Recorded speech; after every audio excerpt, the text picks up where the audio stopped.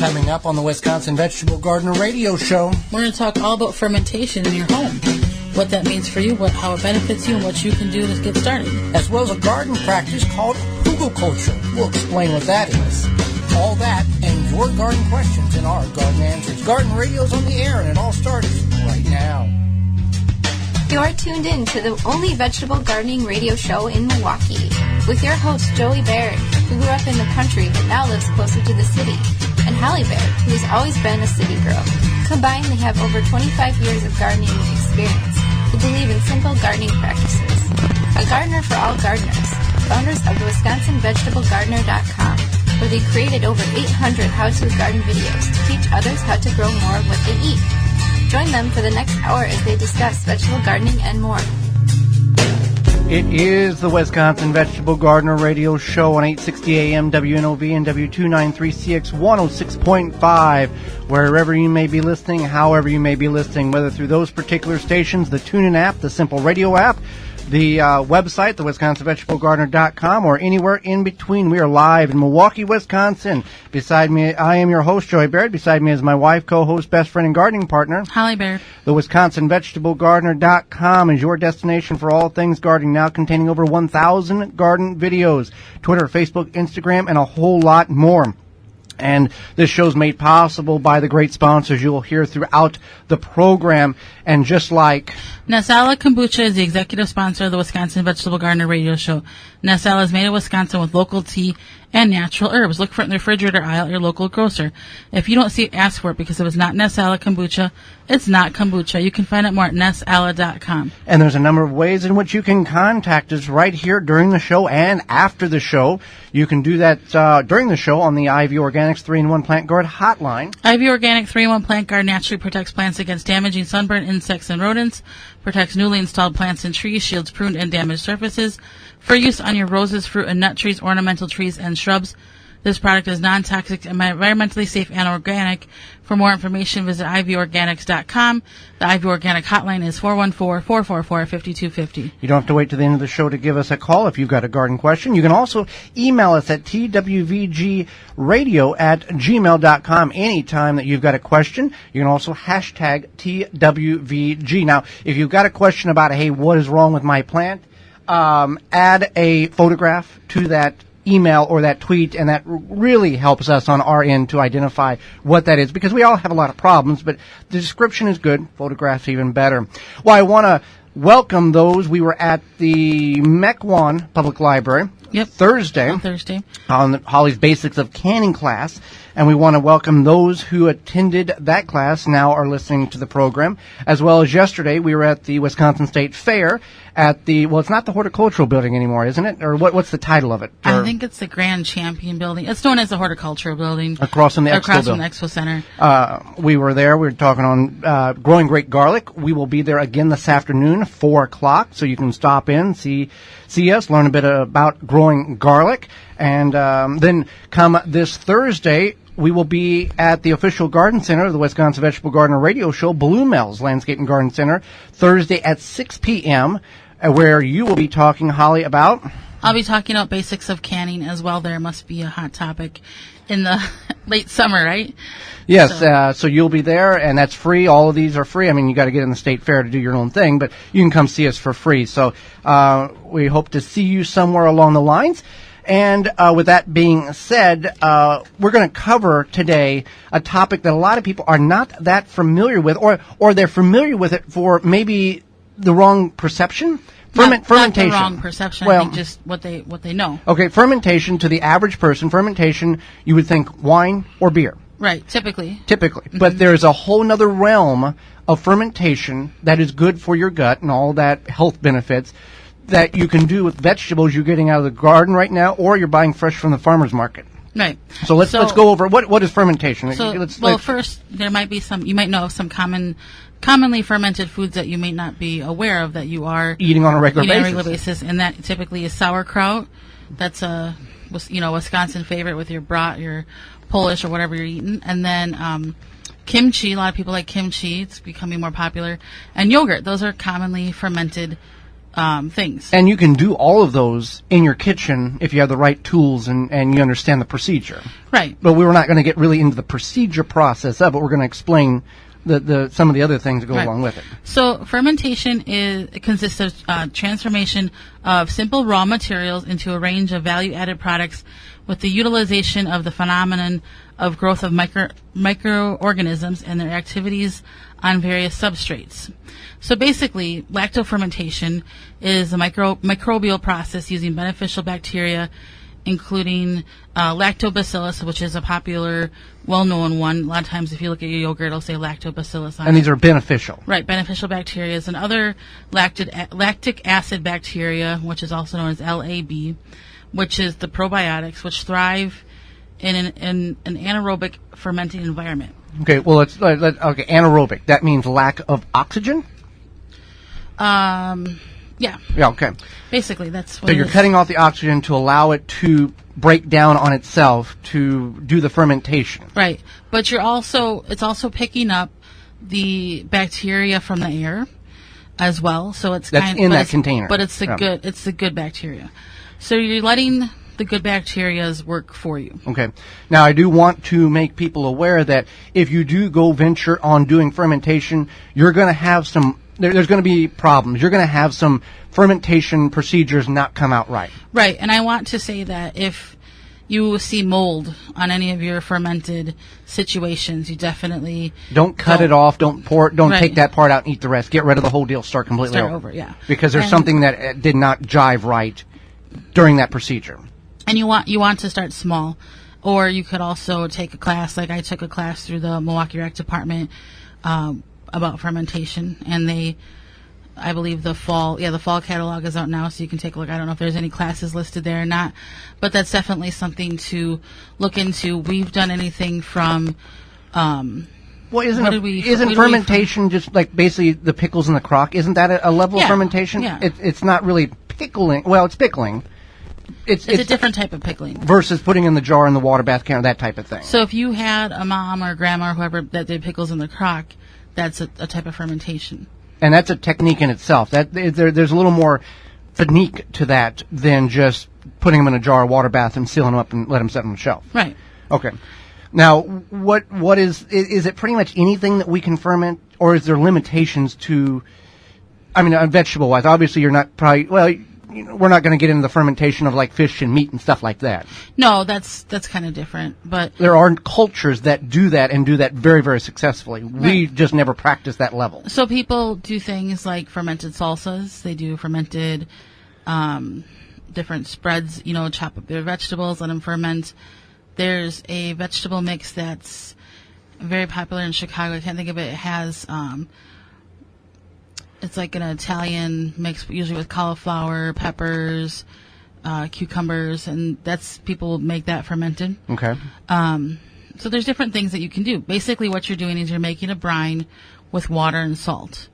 And that combination will help preserve the food and encourage it to last longer and also get that fermented quality. And then you're adding different spices as well. Now, when you're fermenting, and can you ferment, is it just one item per container, or can you intermingle, let's say, lettuce and cauliflower and broccoli and a hodgepodge of things? I don't think I would ferment lettuce. It probably wouldn't hold up to it. But you would, you can do multiple things. So if you want to do like eggplant, tomatoes, onions, and make some sort of fermented mix like that, you could certainly do that.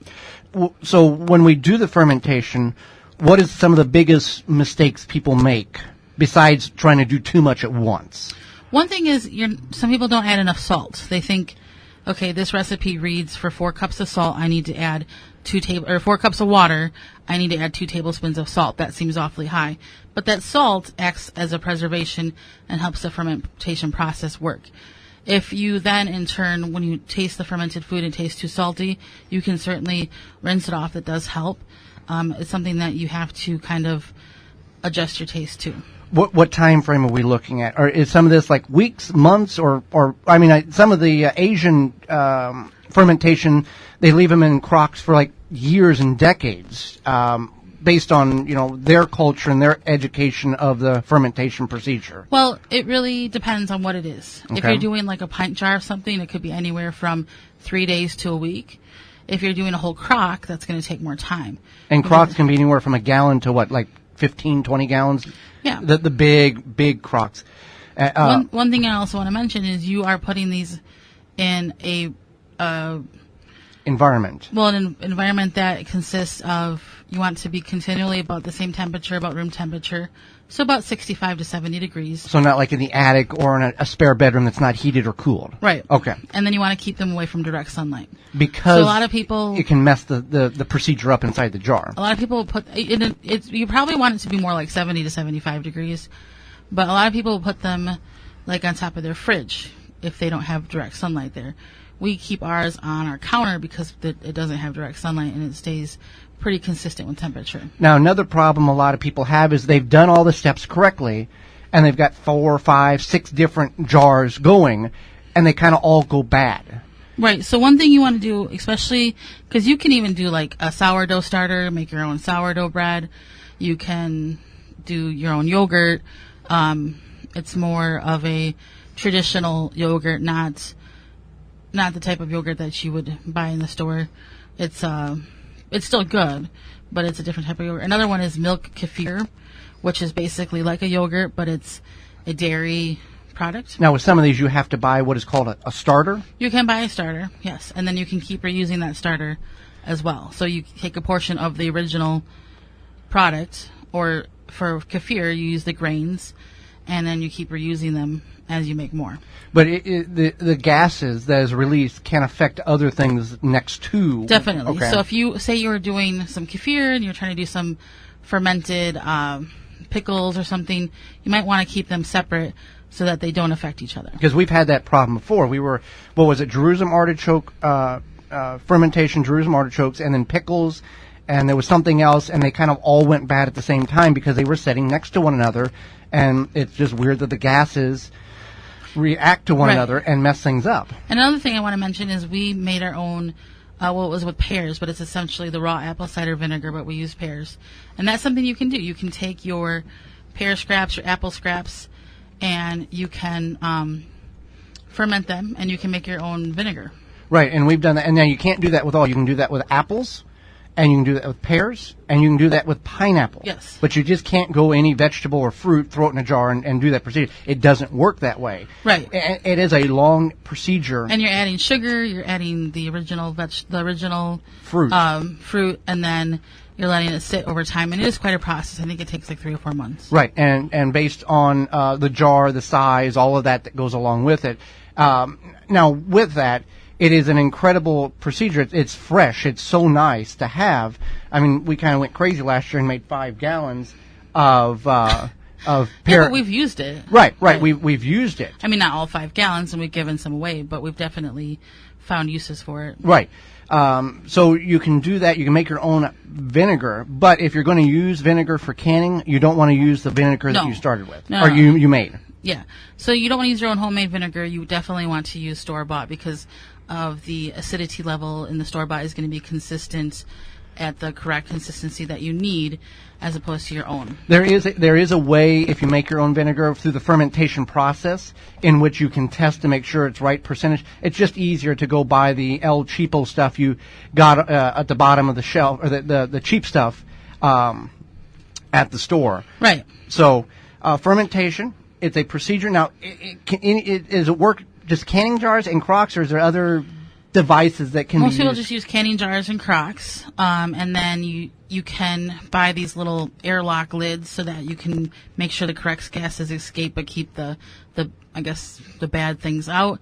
Some people buy like fermentation weights. Or it's recommended to do the airlock. Yeah, I think for me it's been more consistent that way. Right. So, well, if you've never fermented, we encourage you maybe to check that out. We've got a lot of videos on the website for that. When we come back, we're going to talk about a term that many people are not familiar with called Hugelkultur. We'll explain what that is and will it benefit you on your property right after this. Tweet Joey and Holly using hashtag TWVG.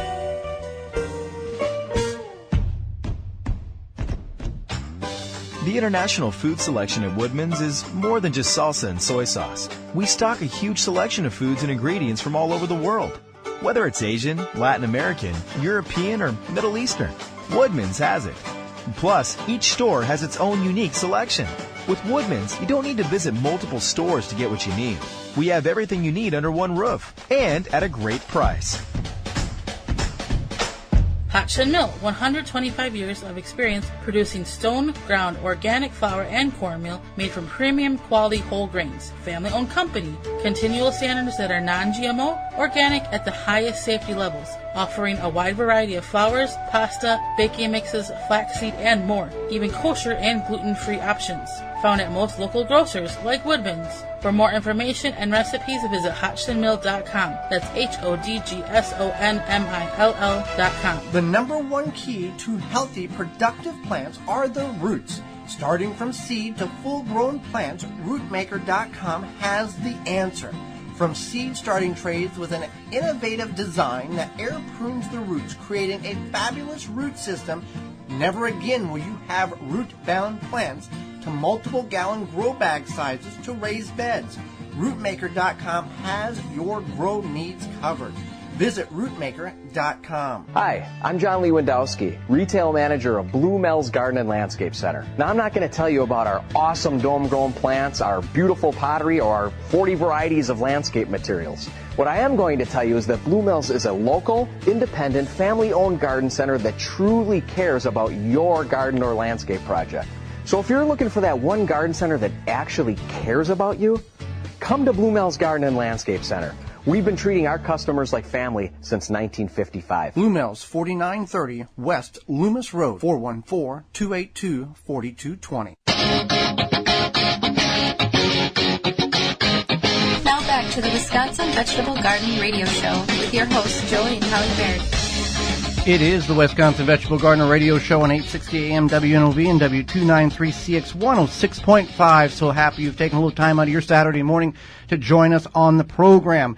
And another thing you can take some time in is appreciating great fresh peaches. Drove right to the Milwaukee area via a wonderful company called TreeRipeCitrus.com. Tree Ripe, if you like fresh produce delivered right to your neighborhood, you should check out Tree Ripe Citrus Company. You can find out where to pick up top quality produce from tree-ripe.com. They have beautiful, tasty peaches, sweet, juicy blueberries. They even have pecans this year. And so if you are sick of your bland, mealy peaches and lackluster blueberries from your local grocer, Tree Ripe has what you need. They come right to a stop in your neighborhood, fresh off the truck, right from the source. So you can find the location schedules at tree-ripe.com. In the winter, they have citrus, grapefruit, some really great other oranges, things like that. They have locations all over, including Iowa, Upper and Lower Michigan, Minnesota, Illinois, and right here in Wisconsin. Tree-ripe.com is your go-to for the freshest produce around. And they are still delivering to the Milwaukee area. And, you know, we talk about how great they are and how they're blemish-free and all that. We could talk about them for 20 minutes. It's one of these things you have to experience to appreciate the quality that they put into their produce. They do not, if it's a questionable peach, they don't put it in the box. They appreciate their customers and they appreciate the quality of produce that they have. So check them out, tree-ripe.com. Well, Holly, there's a term that is used, and I don't really know where the origination of the term came from. But it's called Hugelkultur. Yes, and it's called Hugelkultur. And if you're listening and you're like, I want to Google that, it's spelled Hugelkultur. So it doesn't, I'm not sure if it's spelled exactly how you would think, but it's... you get it close. The search engines will help you out with that. Google usually will help you out. But basically, it's a composting process, and it's taking wood debris and other compostable biomass plant materials, and it helps to improve soil fertility, water retention, soil warming, and it benefits the plant's growth. So essentially what it is, it's a giant mound. And there's two different ways in which you can build this mound. You can dig a ditch and put wood in it, and then you can go about that way. But before we go more in depth, we'll go to the ivorganics.com hotline. We do have a question on the program. You have a question? Actually, I have a comment. All right, go right ahead. Wonderful. Well, the first thing I wanted to do was to say thank you so much for your show I am Lena Taylor. I'm State Senator Lena Taylor, and I am just so excited that your show exists. The second thing I wanted to do was invite you to the table to help me say to our Workforce Investment Board that we need to have agriculture as one of the sectors so that individuals who are doing the things that you're speaking of have an opportunity to go to the Workforce Investment Board for support for the area that they're working in, and that when you're training people in these areas, that you'd also be eligible for training dollars and workforce training dollars. And so I wanted to invite you to the table and to that agriculture summit that would help people to be a little more literate about what is available for us in urban agriculture and what our possibilities are. Well, we appreciate you calling in, Ms. Taylor. And if you could give some contact information to Mr. Homer so that he can take that so we can get in contact with you. Wonderful. My number is 342. All right. 71. Give me 1 second here. We got to grab a pen real quick. No worries. And while you're grabbing a pen, I look forward to when we get together telling you about the love and faith model. Right. And I'd like you to go with me to visit to a place that's called Riverview Garden. It is exactly like the love and faith model, except it's missing a couple pieces, but it has the most of any model that I've seen. It has the most of love and faith. And in particular, it uses workforce and it uses agriculture as a vehicle for entrepreneurism, worker training, and healing. It's amazing. Well, that sounds fantastic. We're definitely interested in learning more. And what was your number, Ms. Taylor? 342-7176. All right. Well, we'll definitely be giving you a call and getting in contact with you to work together. Well, I look forward to it. I appreciate it. And I appreciate something other than the Farm Bureau that is at 3 or 4 a.m., on a Sunday, that I can enjoy you on a Saturday. So thank you so much and have a great day. Well, thank you for listening. You have a great day. Always positive to hear wonderful feedback like that about our program and the work that we've put into it to educate those who are interested but just do not have a source to learn about gardening and growing their own food. Definitely. So Hugelkultur, there's a couple of different ways to develop a Hugelkultur bed. You can simply take logs and limbs at the base, just on regular ground, put them there, and then throw yard debris, biodegradable debris on that, and then you can mound it, put dirt on top of it. So there is some work that goes into it. Or you can actually dig a trench, layer your wood in that trench, put your debris on top of it, and then mound it. Now, these mounds can be as big or as small. There is Hugelkultur mounds that are 20 feet tall. Right. And you can plant on these mounds. The ideal behind it, and it works, is as the rain and nature and all that stuff breaks down the wood at the base, that wood acts as a sponge. And it wicks water out of that wood into the soil, which feeds the plants that you're growing. Now, this doesn't have to be radishes and cucumbers and peppers. This can be trees. This can be blueberries or blackberries or everbearing or perennials. It doesn't have to be a annual vegetable. It's something that just happens in nature anyway. Basically, if you do this in your yard or wherever, you're basically mimicking what's happening. If you were to walk through the forest, you see this happening, but you don't realize it's happening, basically. And so what happens is that the good thing about this is it retains rainwater incredibly well, which is good for your plants. It's similar to swells, if you're familiar with that. It captures the water that's running and holds it, allows it to soak in, and then uses it when it's needed. It's not just runoff. Yeah, so it does that. It retains the rainwater. Also, a lot of times in the fall, you're taking your branches and your leaves and whatnot, and you're putting them on the side of the curb. You can, in turn, take those items, and you can make your own Hugelkultur situation so that you can have a beneficial ecosystem in your garden, and it helps reduce weeds as well, so less weeding because of the way it's set up. And also, you don't have to worry about tilling because of this natural process. Now, it doesn't have to be. I mentioned about some of these Hugelkultur beds are 20 foot tall. There's no right or wrong dimensions to make a Hugelkultur bed as long as you have all the ingredients to make it. It can be 2 foot wide by 6 foot long, and it can be just part of the inner portions of your garden, or you can go to a very large extreme and make it very tall and long and put a lot of effort into it. When you make a Hugelkultur bed on a grand scheme, it's much easier if you have industrial equipment like front loaders and backhoes to dig and make this firm, correct with the correct amount of material. Some of these people in areas in which they live in the country, they will do that and make very long, 100-foot, 200-foot Hugelkultur beds. And with that, we always talk about soil nutrients in your soil, how important that is, adding compost, adding fertilizer, whatnot.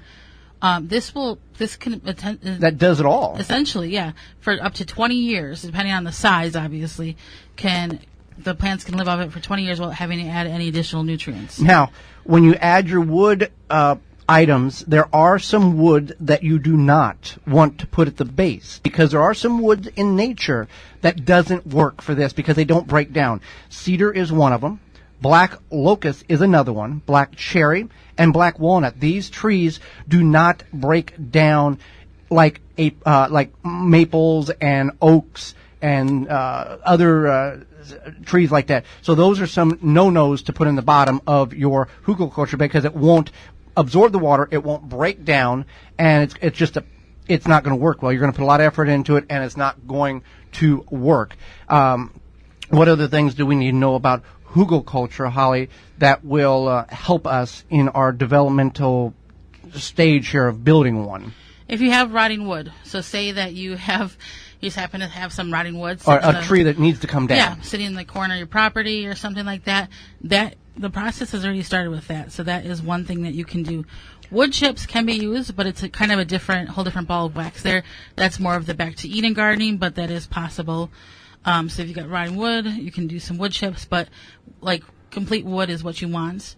You also want to keep in mind that you want to get the best amount of sunlight. So if you keep this bed running north to south, and so that the east to west sun can hit it, that's what's ideal. Or based on where you're at, if you're in Milwaukee or somewhere else in the world listening to this on a replay, you angle it to where the sun can get both sides of your bed. That's why you want to run the bed to run north to south, so that the east to west sun can... Right, and then in the spring, or later in the fall, a lot of the cold winds come from the north. Well, they do come from the north. So if you're trying to extend your growing cycle, if you're doing annuals like vegetables, you can plant just strictly on that south side. That wind blocks the vegetables and the soil warms from the south. So that's something you can kind of keep in mind as well.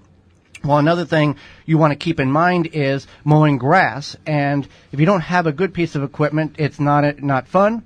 You don't have a good-looking lawn, and Aaron's can help you out with that. Do you hear that? That's your neighbor shaking in their grass-stained shoes because Aaron's is about to help you step up your grass-cutting game. Your name is on the mailbox, so that Aaron's name should be on your mower. Heavy-duty steel construction, smarter, smoother controls, professional cutting performance. The only thing we love more than the smell of freshly cut grass is a sweet taste of victory. Aaron's, it comes down to this. Visit Aaron's.com to find your local dealer for lawn and snow removal equipment. When we come back, right after this.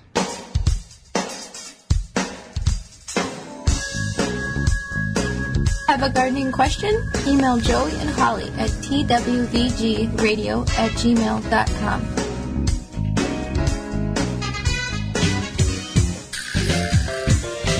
Oh, yeah. What you say? You say Nasala Kombucha. It'll put some glide in your stride and some pep in your step. Nasala Kombucha. Yeah.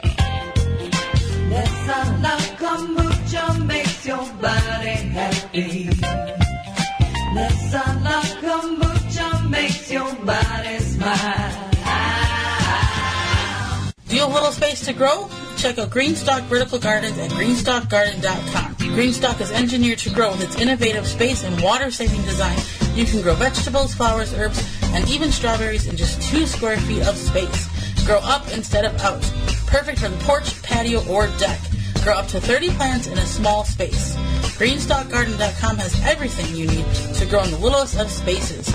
Proudly made in the USA. For more information and to purchase, visit GreenStalkGarden.com. Beans and Barley Market and Cafe, a neighborhood specialty grocery store for the East Side and Greater Milwaukee area, where you can find all you need, from fresh produce to bakery to organic frozen dinners, from wine to fresh squeezed carrot juice. A health food store with hundreds of products, vitamins, supplements, bath and body items, magazines, cars, books, and a knowledgeable staff. Catering available, open daily at 8 a.m. The restaurant serves breakfast, lunch, and dinner 7 days a week with a menu of good, healthy, homemade food, including vegetarian and non-vegetarian specialties. 1901 East North Avenue, Milwaukee, 414-278-7878, and online at beansandbarley.com. Mycorrhizae is a beneficial fungus from PlantSuccess.com that will greatly increase your plant's germination ability and a healthier root structure. You can increase seed sprouting, root growth, and general plant germination. Mycorrhizae can be used with hydroponics, root cutting, seed sprouting, coco coir, and soil. PlantSuccess.com carries powder, granule, and tablet forms of mycorrhizae. Increase the level of mycorrhizae in your soil for your plants to give them the optimal opportunity to produce an incredible harvest. For more information and to purchase, visit PlantSuccess.com. Now back to the Wisconsin Vegetable Garden Radio Show with your hosts Joey and Holly Baird. It is the Wisconsin Vegetable Garden Radio Show on 860 AM, WNOV, and W293CX 106.5. So happy you've joined us today. The WisconsinVegetableGardener.com is your destination for all things gardening, now containing over 1,000 garden videos, short and long format, to help you grow more of what you enjoy to eat and want to try to eat. Well, we will be at the official garden center of the Wisconsin Vegetable Gardener Radio Show, Blue Mel's Landscape and Garden Center, this Thursday at 6 p.m., where you, Holly, will be doing a basics of canning class. Now, I want people to understand that it's not you're going to do a whole, we're going to make pickles type of thing. You're going over the understanding of how canning works. Right. That's exactly it. I talk about the safety of canning, how to, the ideas behind canning, what you may need to get started canning. I answer people's canning questions, and we talk about, we don't do a demonstration, but we talk about kind of the idea behind water bath canning and the steps to get there. And then we talk about the importance of what you can can in a water bath canner versus a pressure canner. And the do's and the don'ts and the science behind it. Well, Blue Mel's has a lot of products, so you can go there early, you can stay a little late. They have a knowledgeable staff, very knowledgeable staff. So if you have any questions, they can definitely help you. They have a wide variety of plants. So if you want something, especially now for fall, they'll have things there, or soon. Bulbs, I'm sure they've got those going on. And then anything you need for your garden, essentially. Where can we find Blue Mel's Landscape and Garden Center? Blue Mel's at 4930 West Loomis Road in Greenfield. They're just south of Layton on Loomis, and at bluemels.com, or call 414-282-4220. We did have a number of questions come in this week, and we can go over those. Holly, we asked a question last week, and if you've got a question, you can call in right now as well on the ivorganics.com hotline at 414-444-5250. And we had a question last week that I kind of caught you off guard with, which was, can you safely use Splenda when canning instead as a substitute as regular granular sugar? Yes, so you can, but it has to be Splenda. It cannot be Equal or Sugar Twin or anything else. So it would have to be specifically Splenda, because that has been scientifically proven to use and be safe in canning. Now, we don't use the granular sugar that you buy in the 5-pound bag, the what is considered white sugar or GMO sugar. Right. What do we use a different type of sugar that works just as good. Well, it's just the same as sugar, but it's an organic cane sugar. So it's not made with the sugar beet. And the sugar beet is fully genetically modified. And the sugar that you buy in the store, if you go to your local Stop and Shop there, wherever you go, and you go to the baking aisle and you just pick up your 5-pound bag of sugar, 2-pound bag of sugar, what have you, that is made with the genetically modified sugar beet. So we choose, personally, this is our decision, to purchase the organic cane sugar. And you can't tell the difference. I think it's a little sweeter. I can't tell the difference. Okay, you can't tell the difference. No, and it works just the same. Right. So, but just keep that in mind that if you are going to use a sugar substitute, you can use Splenda. And I also asked Christina Work, she's the master food preserver for Milwaukee County. I asked her about stevia because stevia is very popular these days. I use stevia, or some people call it stevia, however you say it. I use that as a sweetener occasionally too, and that's not been proven yet to safely can with. So if you need a sugar alternative, you would want to go with the Splenda. Right. So there you go. And Christina's been a guest on the program this year, a couple of weeks ago. What's another question that we had? When you why is it bad to harvest prior to a heat wave? Okay. And are you talking about the fruits specifically, or like something like lettuce, or like Swiss chard or kale, like maybe a fruiting plant versus like a green plant? It's not bad to harvest. That was a misunderstanding we talked about a couple of weeks ago. 6 ways to deal with stress, keeping your garden stress free. You can harvest before a heat wave, and you can do either the greens or the fruit or the vegetable or whatever it is, and you can go ahead and do that prior to the heat wave, because that's going to lessen the stress on your plant. A plant will spend 3 to 4 times more energy keeping a item on the plant healthy and alive than if you just remove it from the actual plant. So you can do that prior to a heat wave, and your plants are going to be much, much happier with you. Definitely. So if you do have a question, I don't know if Mr. Finley is going to call in. So if you got a question, you can definitely call us at 414-444-5250. So another question we had come in this week was, when you use boxes for mulch and lay them flat, do you need to remove the glue that's used to glue the flaps together? And we, just to clarify here, what we did is we, next to our straw bale garden bed, we took some cardboard and used it as mulch to suppress the weeds, and then the plants grew on top of that, and it worked really well. So that's definitely something that we'll be doing again. But do you have to remove that glue? We don't remove the glue because it's kind of difficult to remove the glue, because remember, the cardboard boxes have a 3-layer system most time. They have an outer layer, an inner layer, and then a ribbed layer in between, which that's all sandwiched with glue. What we did do was removed all the labels and the tape that was used to put the boxes together, because that's not going to break down. The glue will break down. There is a tiny bit of toxicity to whatever degree, but compared to what we congest in a normal day, that's nothing. That the soil will fix that as it breaks down. So that works very well. Now again, we did that by the straw bale garden. What we will do additionally this year is, each year in the fall, we take the leaves from the street and the property and mound on all of our grow beds. What we're going to do, and what worked last year in that experiment there, was we're going to take cardboard and lay on the soil itself. Regardless, we'll get the vegetables out. If there's weeds there, that's fine. We'll lay the cardboard on the soil, smash what weeds are there, and then mound on top of that. And that will smother those weeds out. Come next spring, we'll just rake back the leaves, dig a hole, cut a little hole out of the cardboard, plant there, and what we've seen with what we did last year, it worked very well. What weeds occur or grow are on top of the cardboard, where we can just simply pull them up. It works very well. So we will do that. But yeah, just remove the tape and the labels. The glue, don't worry about it. It's fine. But tapes and labels is what you need to do. Right. So another question, we actually had this, and I'm sure we're going to talk about starting garlic, planting garlic at some point soon here.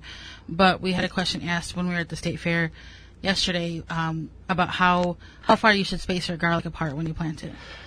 It really depends on, if you've been doing something for 20 years and it's been working successfully for you, continue to do that. If you're new at gardening, there's a lot of recommendations on the internet, and we know not everything is 100% correct. We always space our garlic about 8 to 10 inches apart, because garlic gets very tall. It has leaves that branch out that needs to not be crowded. So we will plant our cloves no closer than 8 inches apart. Some people will squeeze them 6 inches. That's fine if it works for you. The rows, separating those, the spacing between the rows, no closer than a foot apart, will be what is needed for that, because you need the space for the plants to do its thing. So 8 inches per plant, and spacing row to row 1 foot. So you can intensely plant. That's what we do. That's why we go 8 inches. Some places say 12 inches is recommended, but it really depends on that. Another question we had, can I use a stock pot for canning rather than a water bath traditional canner? Yes and no. It depends on what the depth of that stock pot is. So whatever you're canning, whether it be quart jars, pint jars, half pint jars, you want to have about 2 inches of water above those jars when they're At the beginning. Yeah. At the beginning. Yes, at the beginning. So keeping that in mind, you need to think about that. You think about that stock pot. If you're just canning some short jelly jars, most stock pots would work. But then you also need to have something between the bottom of the pots and the bottom of the jars. So we've used old butter knives. You could take old canning rings and wire them together and make a little rack, but you don't want the bottom of those jars touching the bottom of that stock pot. So that's 2 things to keep in mind. A bowl needs a lid, and then you also need to have, or that's 3 things. So it needs a lid. You need to have about 2 inches of water above those jars, and you need something between the jars and the bottom of the pot. And another question we had was, can or will a glass top stove work with a traditional canner? Well, because a lot of people have these new age stoves that don't have the traditional coil or the burners that we're familiar with as growing up. Right, and I don't know much about induction heating, so that's something that you would have to, if you're looking to invest in that, that's something you would have to do some research on, because most canners that you buy are beveled at the bottom, and I believe with the induction heating for the stove, it has to make a direct contact. So the stock pot. Yeah, the pot. No, I mean, if we go back to the previous question, the stock pot. Yeah, the stock pot would work because most of the time stock pots are flat. But if you're using a canner, those are beveled. So if you have induction heating, it's not going to make direct contact. Now, if you have just a regular glass top stove, the problem is a lot of times it's the weight of the canner. The weight of the canner not itself, but when it has water and the jars in it, it could be problematic because of that glass. It might be too much weight. And we've heard horror stories that have come across our canning page where it has cracked the stove top in half. Right, and I'm sure maybe these things are better now. It looks like it was an older stove.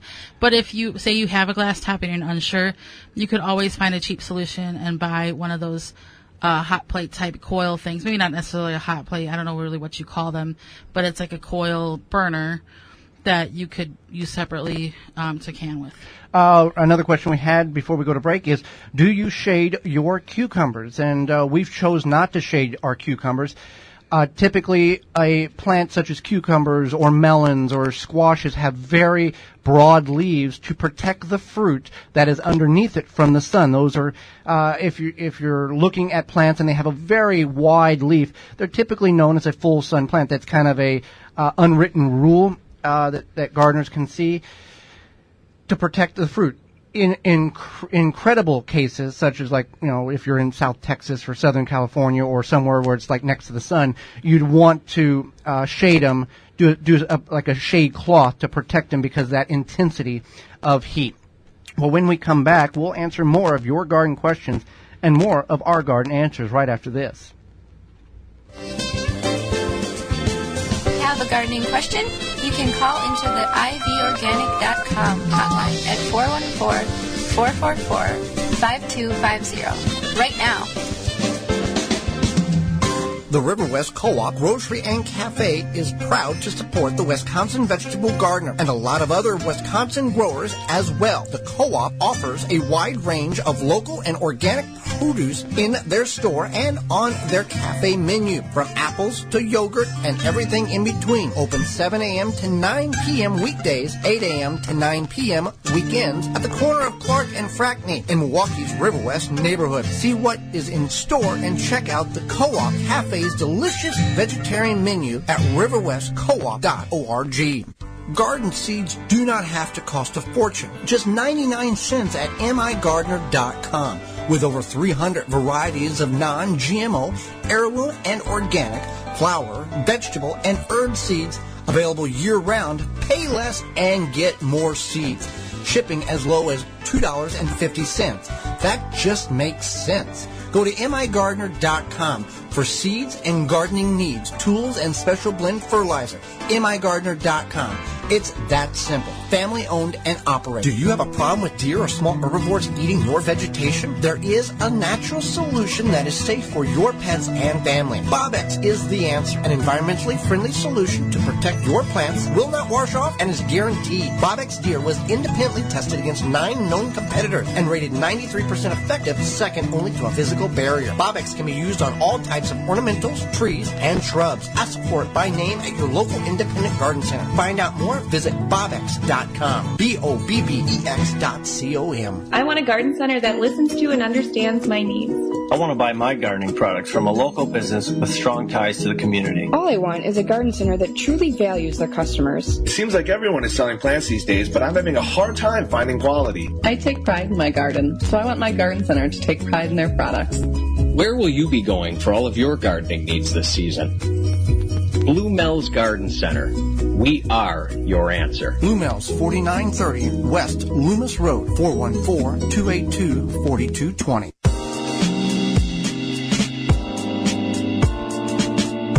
Now back to the Wisconsin Vegetable Garden Radio Show. And you're absolutely right about the tomatoes. Next to a very good woman, tomatoes come in a close second. With your hosts, Joey and Hallie Baird.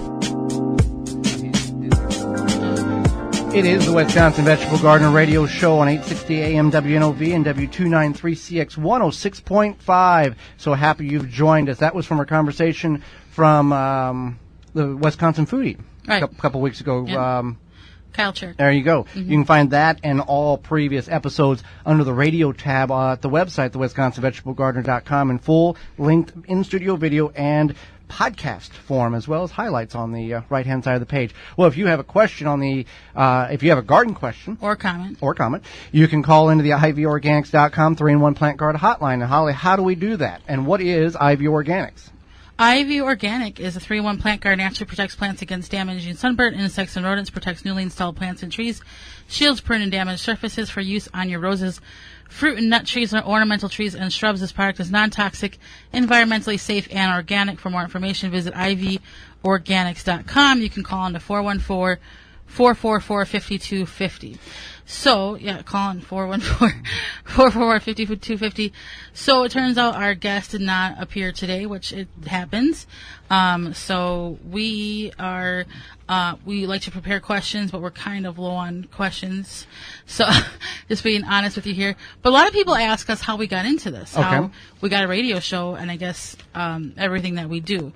So, we can tell as much as we can tell because there is some things we have to. Right. It's confidential. But, let's start from the beginning. Okay. I grew up in the city. I grew up in West Dallas, and Joey grew up on a farm in southern Illinois.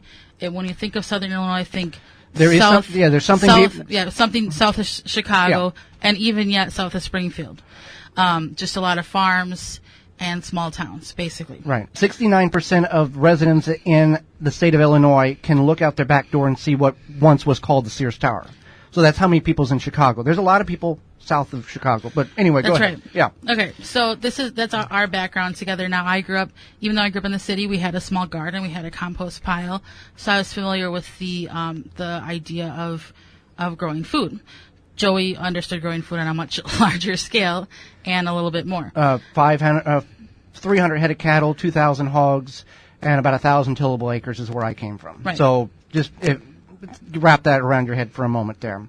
So I had moved to St. Louis for a job transfer, and that's where I had met Joey. He grew up about an hour and a half southeast of St. Louis. And so we had met, and then in 2009, mid-2009, we decided to move back to Wisconsin. I decided to move back to Wisconsin. Joey came with. And in 2009-ish, we decided to... Well, we came back in 2009, so 2010. Right. We decided to start a website, or a Facebook page for Wisconsin Vegetable Gardeners, which is where our name came from. And because we just noticed that there wasn't a lot of Midwest-based Facebook pages for vegetable gardeners. And then that following fall, I won a video camera at work. Yeah. And Joey's like, what are we going to do with this video camera? I'm like, we're going to make gardening videos. So you can find our first gardening video. And they are bad. But you can find them, and then you can see how much things have changed. 1,000 videos later. Yeah, and then we established the website, and then eventually... And Holly and I have I have a little bit of a degree in photography. And I have a degree in graphic and print communication, and also a bachelor's degree in ecology or But we didn't go to school to say, No. how do we make YouTube videos? This was all, people like Joe Lampo we got a hold of, Mike Novak, Doug Oster, all these bigger individuals in the industry, and said, hey, here's what we're doing. And they said, here's what you're doing wrong, and here's what you need to start doing and stop doing. And a lot of people in the gardening world was very helpful with one another, and because they all want the message to be shared. Right. So this is that's how we got started.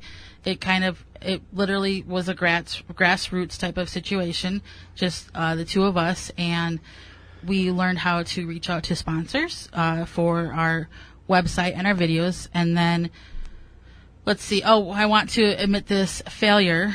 In 2015, we contacted WNOV for, to get information to get a radio show.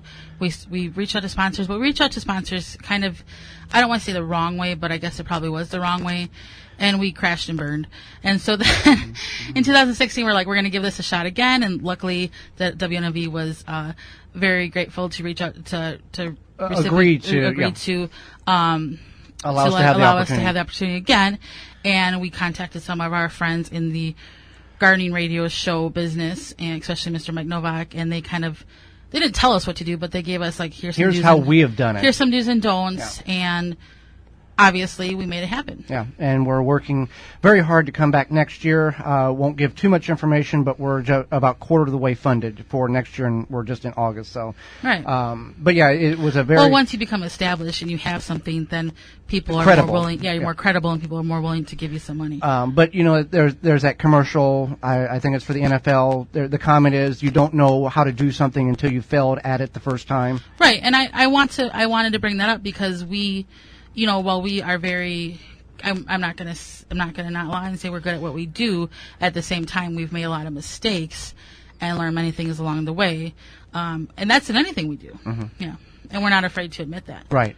I do want to get to the last question on our sheet there that came in last night. Now, we have people that listen to our program, not only in Milwaukee, but all over the United States. I know there's a couple of people in New York, northern Wisconsin, southern California that listen to our program. And we do have a question. Before we get to that question, we do have a question on the ivorganics.com hotline. Caller, you have a question or comment? Yes, I do. I heard you mention something about cardboard and gardening. I worked in a cardboard factory, and all cardboard that is made has formaldehyde in it. So would that have anything to do with going into the ground? Formaldehyde is, if I'm correct, sir and Holly, that's used as part of the embalming process for... That's correct. Oh, okay. Right. Is it a large percentage or just a microscopic percentage of formaldehyde that is used in the box making procedure? Every time, each box, it comes off the corrugator, you have to put formaldehyde in all cardboard so that it doesn't rot. Okay. That's why I was speaking what I'm saying. Okay. I don't know if a lot of people know that, but all cardboard, TVs, refrigerators, bed frames, everything gets formaldehyde in it so that the cardboard don't rot. Well, we definitely appreciate you telling us that. Okay. And we learn from you as much as you learn from us. Yeah. Mm-hmm. So that's definitely something that people want to consider before they put the cardboard in their garden going forward.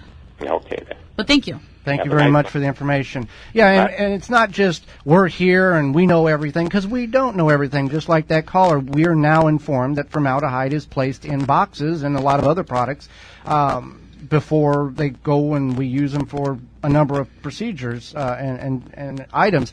So, and that's what we like. It's not just one-sided. We like to hear from you and learn from you as well. Okay, so your question was, after harvesting seeds, Onion seeds. Or onion seeds. They appear to be dry now. Can I plant them right away for another crop?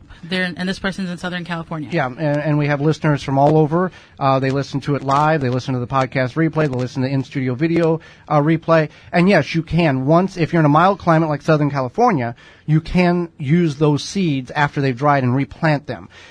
What you want to do here in Wisconsin, save the seeds, dry them, keep them in an dry envelope, save them and plant them in the fall, in the spring, and you're good to go.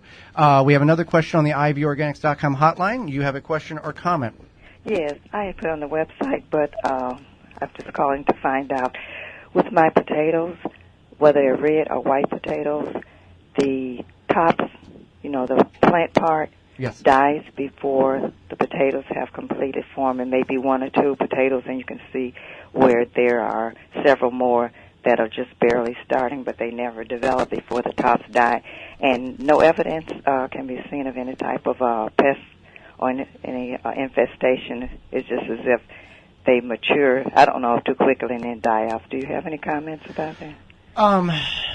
It could be, at times, it could be a lack of nutrients in the soil. If the potatoes if any plant doesn't have enough nutrients, they're not going to grow as well as they should. It could also be something like early blight. Early blight could affect. So if it could be early blight on your potatoes too, because early blight often looks like the plant is dying, which means that you want to harvest it, but it could be the early blight causing that problem. And early blight is a bad bacteria that splashes up from the soil onto the plant, and tomatoes are susceptible to this as well. No, yes, potatoes. Oh, you said tomatoes are in addition to potatoes? That is correct. They're both in the same family. Oh, okay. A couple of things you can do for next year or if you plant fall potatoes, is mulch heavily with dry, chemical-free, seed-free grass clippings or straw, shredded paper, something to put a barrier between the ground and the plant. Oh, okay. You can also use whole grain yellow cornmeal. We recommend Hodgson's Mills because they're a sponsor of the program. But what that yellow whole grain cornmeal has in it is a beneficial bacteria called trichoderma that fights against the bad bacteria, which is the early blight in your soil. And it doesn't eliminate it, but it reduces it by every bit of 80%. So in combination with the mulch and the whole grain cornmeal, your early blight will almost be non-existent. Okay. Try that. Thank you. You're very welcome. Thank you for listening calling. and listening to the program. Back to my onion thing there. Onions are only good. Onion seeds are only really good for 1 year. Parsnips are the same way. Leeks are the same way. So if you save your onion seeds now, if you let them go to seed, onions are biannual. They take 2 years, so they grow this year. If you leave them alone, they'll come back next year and put this giant seed pod on, and they'll have hundreds and if not thousands of seeds. Then you can take those seeds and plant them the following. Well, we start about the second week in January from seed, and then we plant them out, and we've had phenomenal onions, and you'll be able to see that on the video not this Tuesday, a week from now. But you want to use them in in a year time because they will lose viability very, very strongly. Well, we appreciate you tuning into the program, and the sponsors are what makes this program so possible, and we appreciate your support to the program and to our sponsors, just like Nosala Kombucha, executive sponsor of the Wisconsin Vegetable Gardener Radio Show. Nosala is made in Wisconsin with local tea and natural herbs. Look for it in the refrigerator aisle at your local grocer. If you don't see it, ask for it, because if it's not Nosala Kombucha, it's not kombucha. You can find it more at nosala.com. Coming up, program note next week, we are going to talk about 8 things that you should be doing with your old grass clippings that you're not doing that are chemical-free and seed-free grass clippings, as well as the history of that famous blue canning jar from Ball. Do you really know the whole story? As well as Milwaukee's own Will Allen should be here with us, and we'll talk about growing power and how that all began. If you miss any portion of this program or want to revisit it in its entirety, you can find that underneath the radio tab on the website, the WisconsinVegetableGardener.com. If you want a specific topic or individual interview, find that underneath the highlight tab on the right-hand side of the main page. For Holly Baird, I'm Joey Baird, and until next week, we will see you in the garden.